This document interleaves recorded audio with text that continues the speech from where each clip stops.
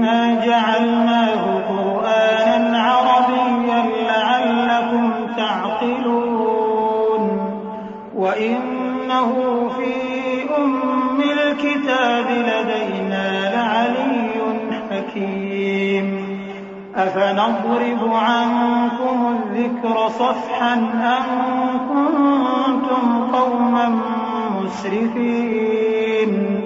وَكَمْ أَرْسَلْنَا مِن نَّبِيٍّ فِي الْأَوَّلِينَ وَمَا يَأْتِيهِم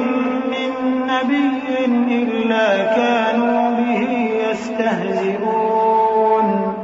فَأَهْلَكْنَا أَشَدَّ مِنْهُم